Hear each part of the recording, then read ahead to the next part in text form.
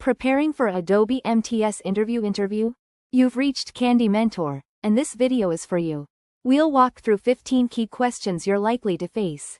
For each question you'll see a sample answer followed by the key points to cover. Subscribe, like, and share, and drop a topic request in the comments. Question 1. How would you find the longest substring without repeating characters? I would use a sliding window with 2 pointers and a map from character to its latest index. When a repeated character appears inside the current window, I move the left pointer beyond its previous position. Each character is processed at most twice, giving O, N, time and O, min, N, alphabet size, space. I would test empty input, repeated characters, Unicode considerations, and strings where the longest window occurs at the end. While answering, explain the sliding window idea, hash set or last index tracking, pointer movement, time and space complexity, duplicate handling, and why the approach improves over checking every substring. Question 2. How would you design a scalable document collaboration service for Adobe Creative Cloud? I would separate metadata, document blobs, and collaboration state. Object storage would hold immutable versions, while a strongly consistent metadata store would track ownership and current revisions. Clients would send operations through a collaboration service using WebSockets. Operational transformation or CRDTs would merge concurrent edits. I would add optimistic version checks, regional replication, authorization, audit history, and lifecycle policies. The design prioritizes responsive editing while preserving durable, recoverable versions. Make sure to cover document storage, metadata, concurrent editing, version history, conflict resolution, APIs, authentication, partitioning, availability, observability, and consistency expectations for collaborative workflows. Question 3. Explain how you would investigate a production latency increase in an Adobe service.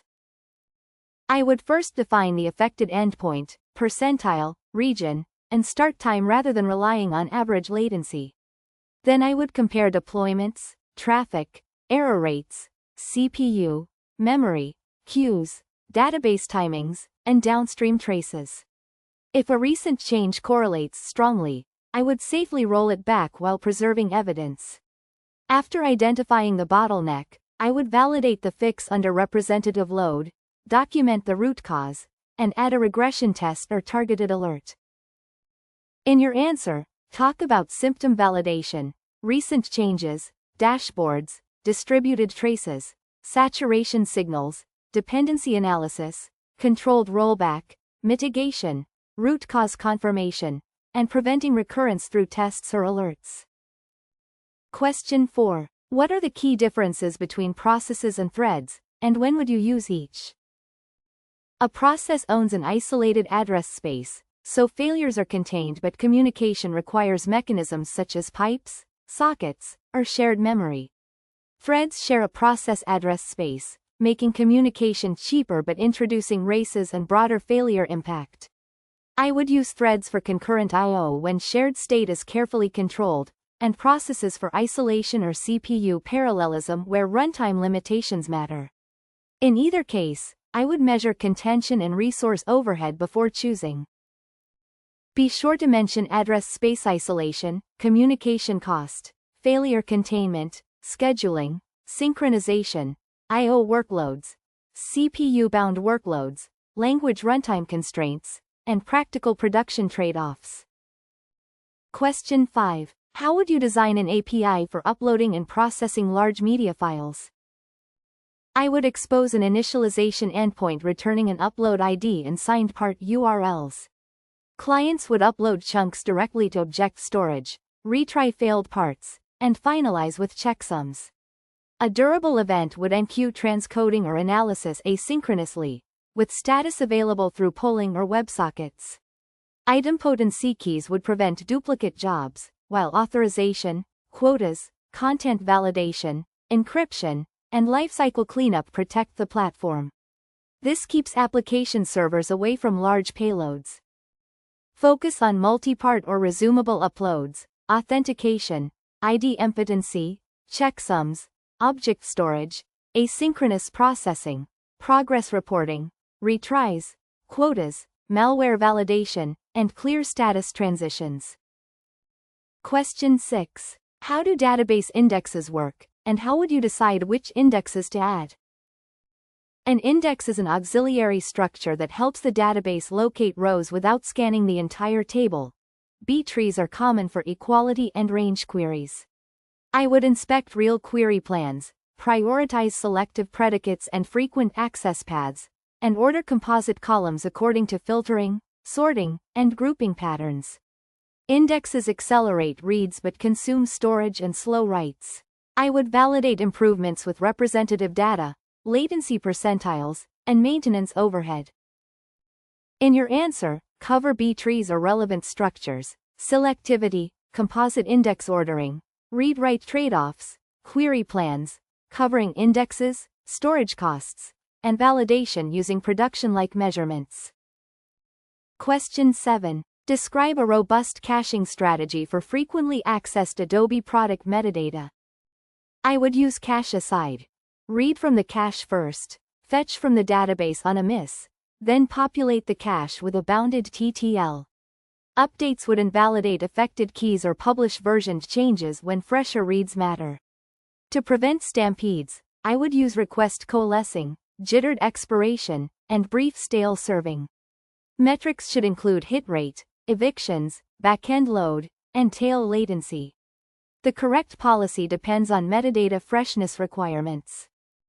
Make sure to discuss cache-aside behavior, TTLs, invalidation, stampede prevention, consistency requirements, negative caching, eviction policies, hotkeys, failure handling, and metrics for hit rate and latency. Question 8. How would you prevent race conditions in a service that updates shared user assets? I would first identify the invariant, such as preventing two updates from overwriting a newer asset version. An optimistic approach stores a version number and accepts an update only when the client's version still matches. Conflicts return a retrievable response. For tightly coupled changes, I would use a transaction or atomic database operation. I would make retries idempotent, monitor conflict rates, and avoid broad locks that reduce throughput or create deadlocks. While answering, explain the critical section, optimistic and pessimistic locking, atomic operations, transactions, idempotency, retries, deadlocks, and how correctness requirements influence the selected approach. Question 9. What is the difference between strong consistency and eventual consistency, and where would each fit?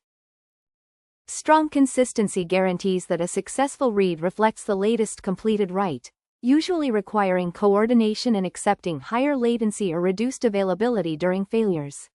Eventual consistency allows temporary staleness but improves scalability and resilience. I would require strong behavior for permissions, payments, and asset ownership. Search indexes, recommendations, and activity feeds can often converge asynchronously. I would state the business invariant explicitly rather than choosing consistency from habit. Be sure to define read guarantees, stale data, coordination cost, user experience, failure behavior, and examples such as billing, permissions, search indexes, recommendations, and activity feeds. Question 10. How would you build a reliable notification pipeline for product events? I would publish product events to a durable queue or log using an outbox pattern, so database changes and event creation cannot diverge. Consumers would process messages with bounded retries, exponential backoff, and a dead letter queue. Because delivery is usually at least once, handlers need idempotency keys. Partitioning can preserve per-user ordering, while rate limits and back pressure protect providers. I would track lag, failures, delivery latency, and preference compliance. In your answer, cover durable queues, producer reliability, retries, dead letter handling, ordering, deduplication, back pressure, user preferences, delivery providers, observability, and at least once semantics. Question 11. How do you approach writing maintainable object-oriented code for a growing feature? I start by identifying responsibilities and the behavior that changes independently. I keep state private, expose small interfaces, and prefer composition when combining policies or behaviors. Dependencies enter through constructors or interfaces, making unit tests straightforward with fakes. I avoid speculative frameworks and inheritance hierarchies until variation is real. Clear names, focused classes, and contract tests usually outperform clever abstractions, especially when multiple teams will evolve the feature. Focus on encapsulation, single responsibility, composition over inheritance, interface boundaries, dependency injection, testability, naming, extension points, and avoiding abstractions that are unsupported by current requirements. Question 12. How would you secure a public API serving Creative Cloud users? I would authenticate clients with short-lived tokens and authorize every resource access using ownership, tenant, and scope checks rather than trusting client-supplied identifiers. TLS protects transport, while encryption and managed key services protect stored data. Validation, parameterized queries, rate limits, abuse detection, and safe error messages reduce attack surface. I would threat model upload paths and token handling, centralize audit logs, rotate secrets, and test authorization boundaries continuously.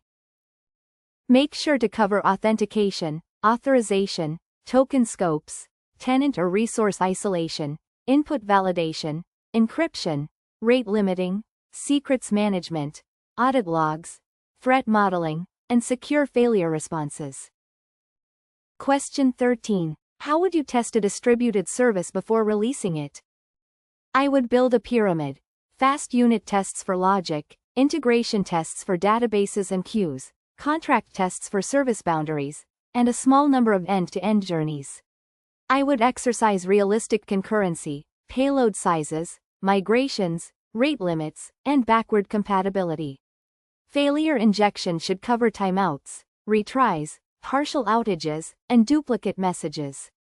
Before release, load tests and canaries would verify latency, error budgets, dashboards, and rollback readiness. In your answer, discuss unit, integration, contract, end-to-end, load, failure injection, security, compatibility, data migration testing, test isolation, and using production-like environments and observability. Question 14. Tell me about a technically difficult project and how you influenced its outcome. In one project, a synchronous processing path caused unpredictable tail latency during traffic spikes. I measured queue depth and dependency timings, then proposed separating ingestion from processing with durable events. I documented alternatives, reviewed failure modes with operations and security, and delivered the change incrementally behind a feature flag. P95 latency fell substantially, retries became safer, and deployments became independent. The key lesson was aligning stakeholders around measurable reliability goals. Be sure to structure the story with situation, technical challenge, options considered, measurable decision criteria, collaboration, conflict resolution, ownership, result, and a specific lesson learned. Question 15. How would you design a service that remains available during a regional outage? I would begin with explicit RTO and RPO targets, because they determine architecture and cost. Stateless services could run active-active across regions behind health-based routing, while data would use carefully chosen replication and conflict handling.